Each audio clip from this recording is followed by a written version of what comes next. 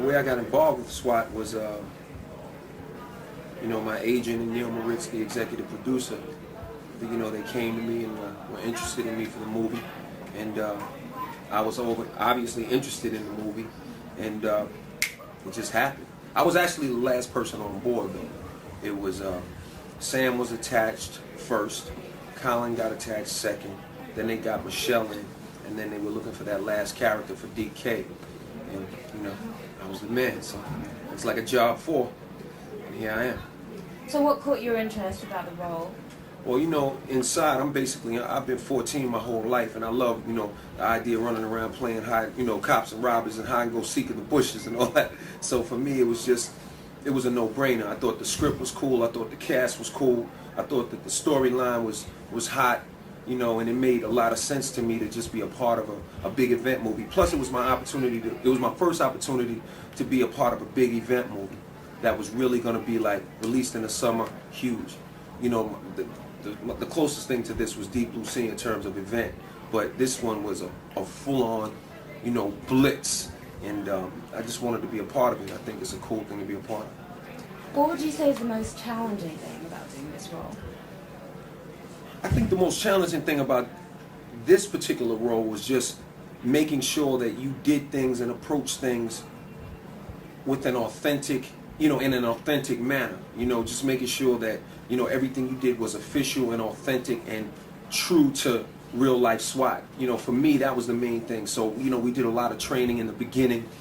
Like, we trained for it may have been a week to 2 weeks approximately, maybe 10 days or so, where we actually, went through SWAT school, where we, did weapons training, and we dealt with MP5, semi-automatic guns and semi-automatic Benelli shotguns and 9mm and 45s and all kinds of night vision, and we actually worked with live ammo, live rounds. And then after that, we watched actual films of SWAT dealing with dangerous suspects and dangerous scenarios and how they approach things and how they deal with things, and that was a whole nother level. Then after that, we learned formations, where we learned how to enter a building when there's a dangerous suspect in there, how to clear a room when you enter a room with a partner, how to clear a room using mirrors, how to, there was so many little things that we learned, how to use a flashbang grenade before you enter a room. It was how to open a door. There was so many things that we learned. It was an amazing experience. Definitely don't try to sneak in my house anytime soon.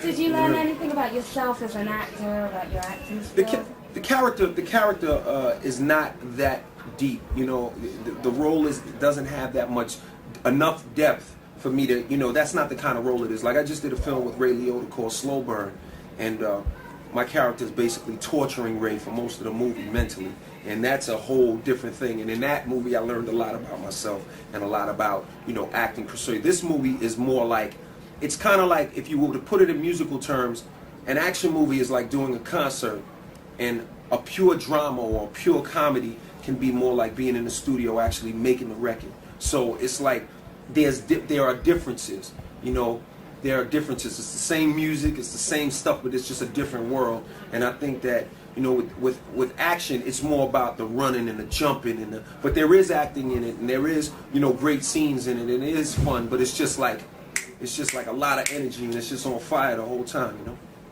Now, as far as being a rapper, you were one of the first rappers to ever start acting in movies. Can you tell us a bit about that? What was that like? Well, just, I've always been a person I'm a dreamer, and I love to explore, and I don't believe in limiting yourself and not taking advantage of every opportunity if it's the right opportunity. So for me, acting was just something that it was something I dreamed about as a child, but I didn't know how to do both. And I had more access to music, obviously, just because of the nature of the kind of music I made, where I grew up and what was there. Music was right in front of me. But as I got more and more exposed to the entertainment industry, more and more opportunities came along for me to get in films, to be a part of films. So there was a period from around 85 to around maybe 92, 93, where I did, you know, a few movies here and there, but it was sporadic. It wasn't consistent, and I wasn't really focused because I was primarily concentrating only on music. And then, you know, I basically lived with Quincy Jones for about a year and a half, maybe 2 years, and during that time we had a lot of conversations about, you know, diversification in your career and taking your life to another level in terms of what you do and what you choose to do and the choices you make as an entertainer. And around that same time, he came to me with the idea for the television show with Debbie Allen in the house. So I decided to do the show. And after doing the show, at first it was tough for me because I wasn't used to getting up in the morning. I wasn't used to dealing with the TV and dealing with that schedule. But after a while, I really got into the show. By the time I really got it really deep ingrained in me deeply, the show was done. We did about 4 seasons. So I just immediately started going into films. During the course of that time, I've been studying with a great acting teacher. His name is Aaron Spicer. And I've been really, really working on the craft and really, really studying really hard. I mean, you know, I've been studying with him consistently for 5 years now.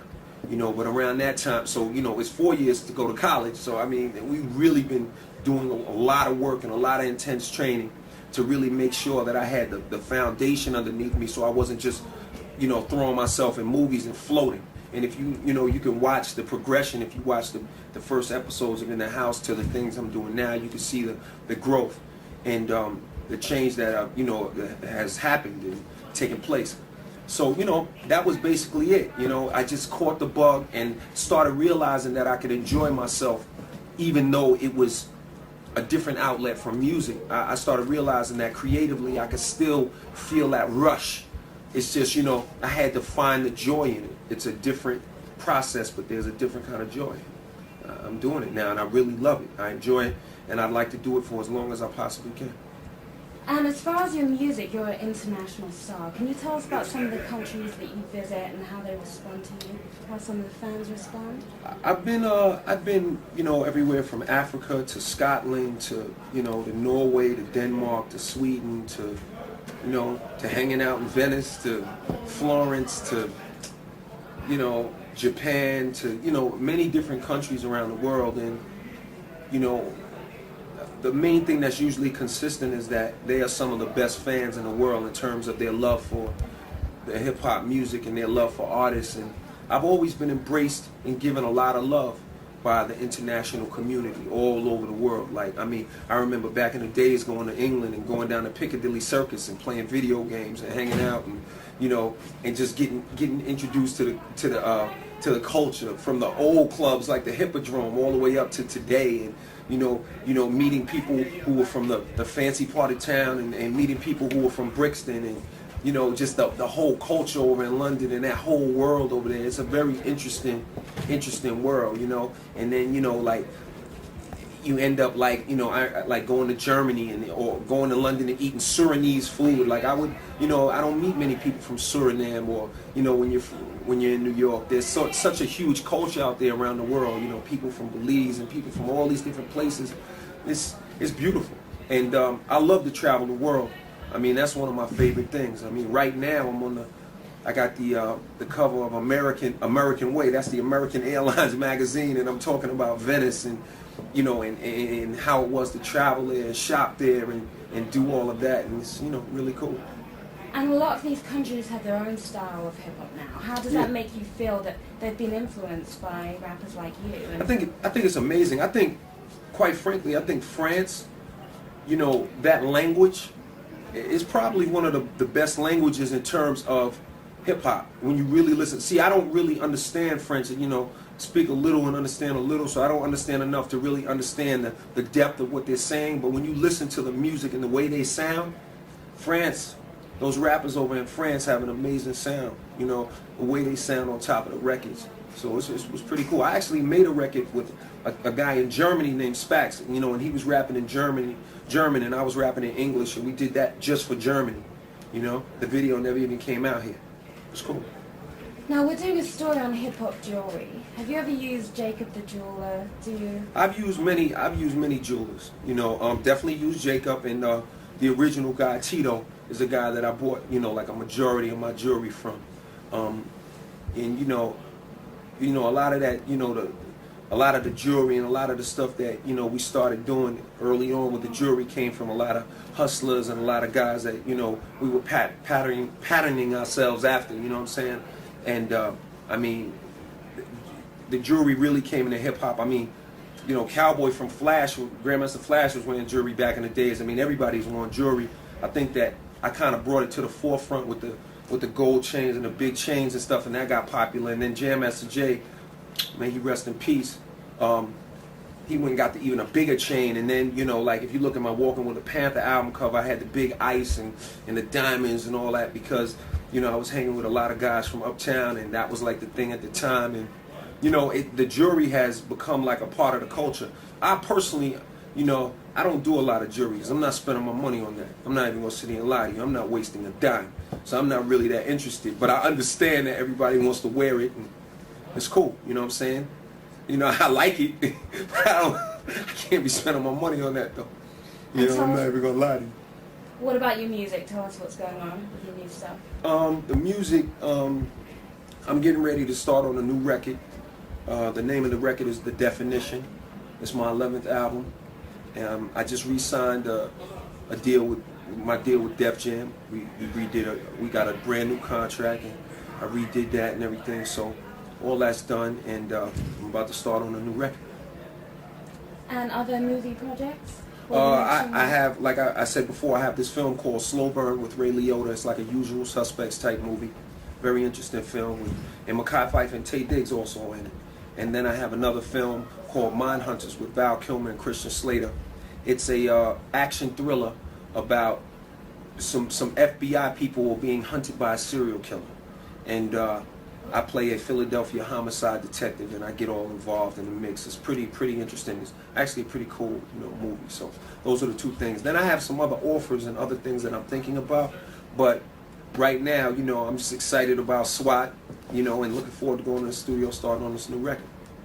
And last question about SWAT. If you could sum up the movie in 3 words, what would they be?